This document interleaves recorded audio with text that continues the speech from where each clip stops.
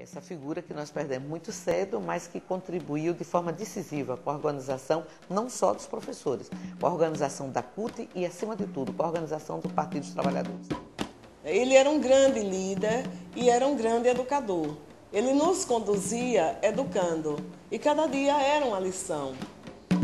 Por isso ele foi assim aquele líder que a gente tinha o maior respeito, maior certo carinho mesmo por Diomedes. Eu sinto a presença dele sempre em minha vida.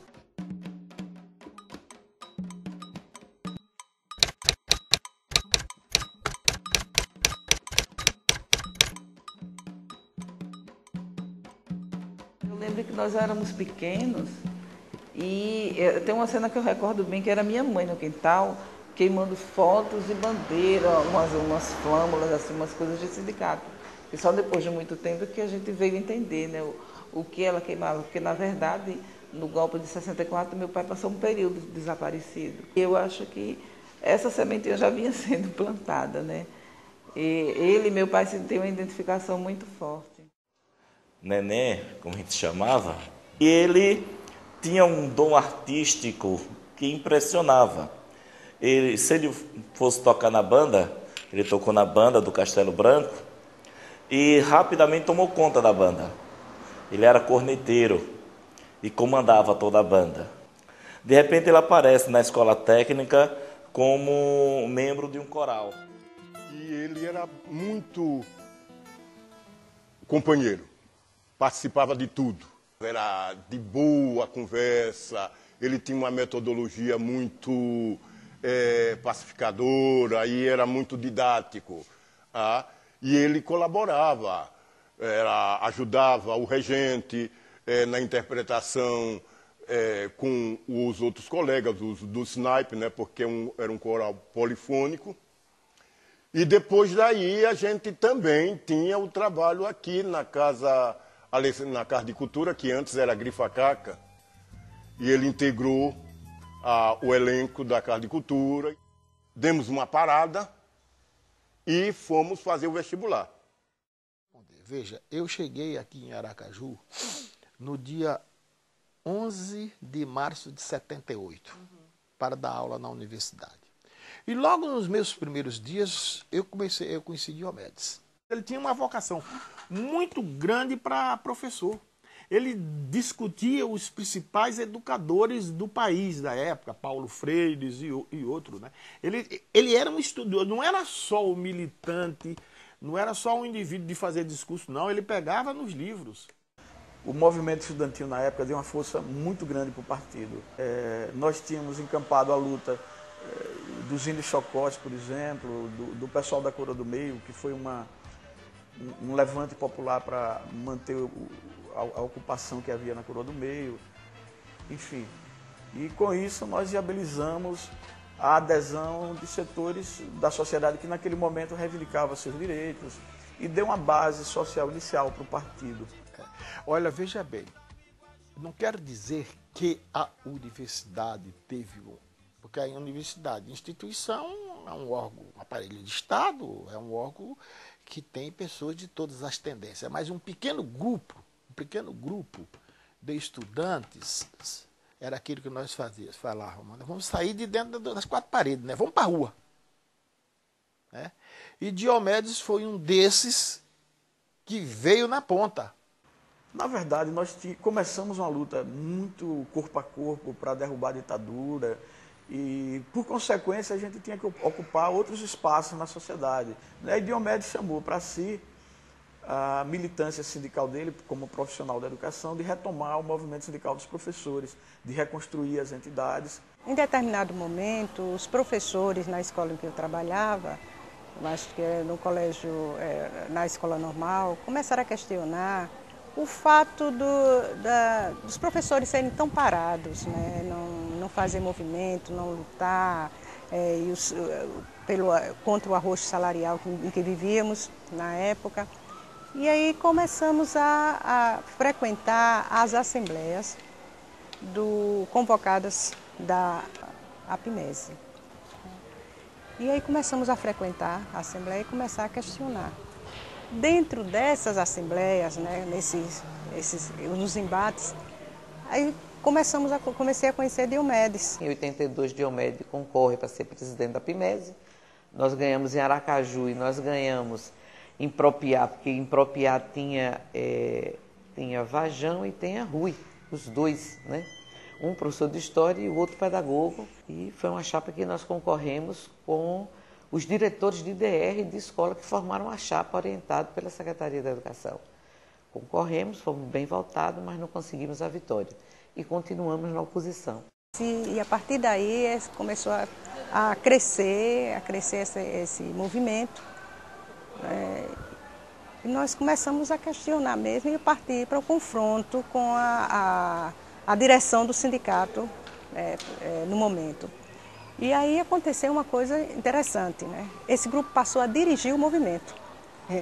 A direção convocava, mas nós conduzíamos a luta. E movimento de rua e passeata, a revelia da direção da época, do sindicato. Existia uma greve, né, em plena, não era plena ditadura, porque já estava num processo de, como ele chamava, de extensão, né, de abertura, começando a abertura. Não estava totalmente, mas começava a abertura. E mesmo com medo, com certo receio, nós fizemos uma paralisação de 2 dias. Foi assim uma coisa extraordinária, né? O professor fazendo greve, foi a primeira categoria no estado a fazer uma greve naquele momento, né? Naquela circunstância. E aí já no final da década de 80, a PEMA tem uma linha também conservadora, né? E Diomedes consegue articular uma chapa, né? Porque tinha 2 grupos de educadores na década de 80 no Partido dos Trabalhadores. Tem o grupo liderado por Diomedes, né? E tem o grupo que vem do Partidão, liderado por Jorge Carvalho. O professor Jorge Carvalho ocupou a cabeça da chapa, foi digamos assim, a reivindicação que o Partidão fez e que o PT aceitou. Então nós fizemos a chapa, disputamos a eleição e fomos vencedores, e a partir daí a gente começou a trabalhar a nossa linha sindical. A presença de Diomedes no Sindipema vai ajudar bastante a gente fortalecer a oposição ao Sintese, né? E ele mesmo dirigente, sendo presidente do Sindipema, e mesmo quando ele era vice, ele é que dava o comando, né, das lutas. E quem comandava as lutas era a capital.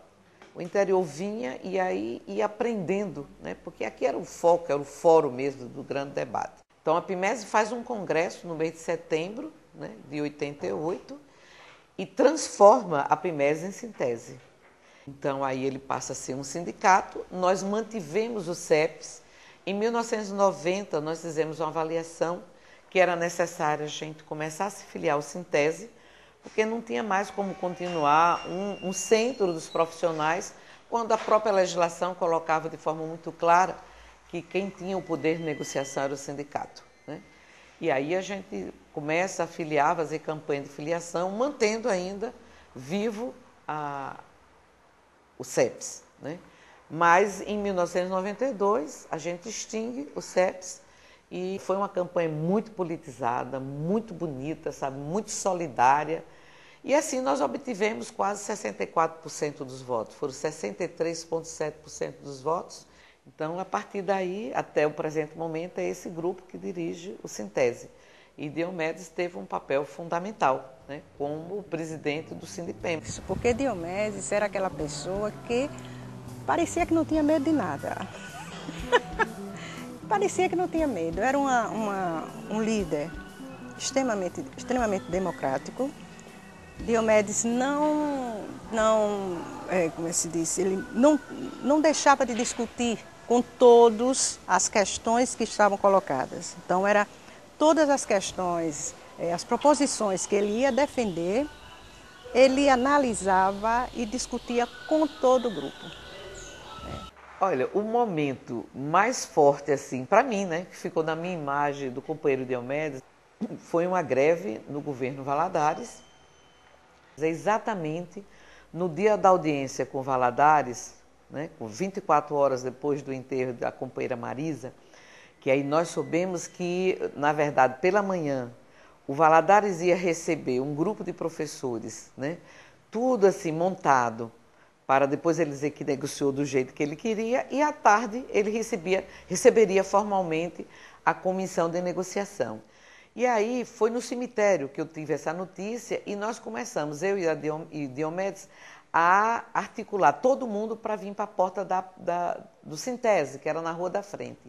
E ali ele começou a comandar, né, a figura de Diomedes, aquela figura alta, forte, ele parando os carros. Agora ele parava tudo, ele parava moto, carro, caminhonete, caminhão, todo mundo para nos dar carona, porque a gente não tinha transporte para chegar até o Palácio de Veraneio, na Atalaia. E, assim, aquelas pessoas chegando ali no Palácio de Veraneio, quando eu cheguei, né, já tinham mais ou menos uns 300 professores.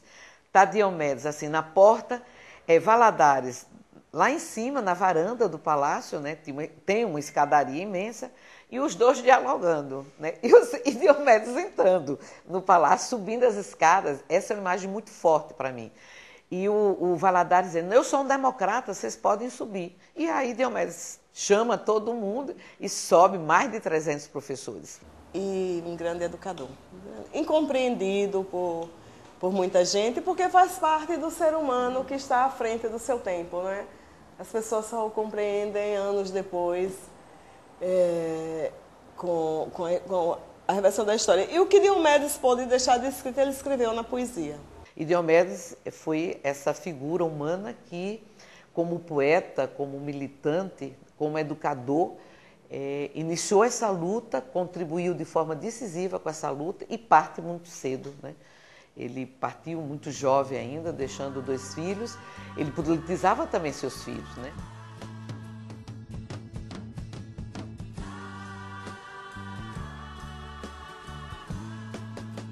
E assim, ele sempre procurava conversar com a gente a respeito do que estava acontecendo, né?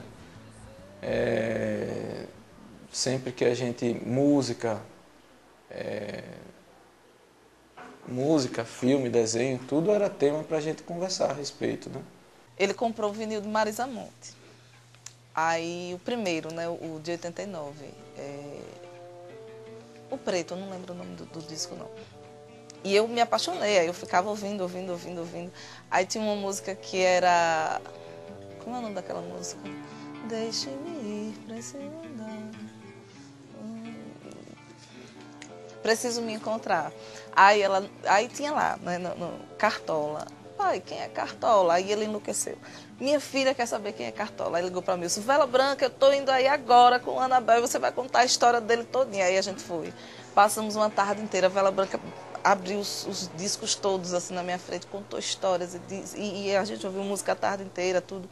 Então, assim, é isso que é muito forte para mim, entendeu? O que eu estou lhe dizendo, do que eu vivi, do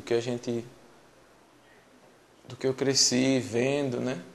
E não era só ouvindo, era vendo, né? Porque não é uma questão só do que ele dizia, do que ele me falava, mas do que ele fazia também. O texto dele que ele fala, que eu já usei muitas vezes essa frase como exemplo para muitas situações, até para conselho, para dar para amigas e tudo, que ele diz assim, que ele... Só que contextualizando, claro. Ele dizia assim, que ele sabia que os filhos e talvez os netos não fossem vivenciar um mundo socialista como ele sonhava. Mas que ele tinha certeza que ele estava colocando um grão de areia na construção do primeiro muro desse mundo. Então, assim, é você se perceber pequeno, mas você saber, você ter consciência da importância desse pequeno ali, porque sem esse grão de areia o muro não vira muro, não constrói tijolo para virar muro. Se poder estivesse para libertar os pássaros e os poetas, que acariciam os ouvidos do povo com signos de advertência, fazendo saber que há algo mais necessário que a segurança, e que entre a vida e a morte há a dignidade de ser homem.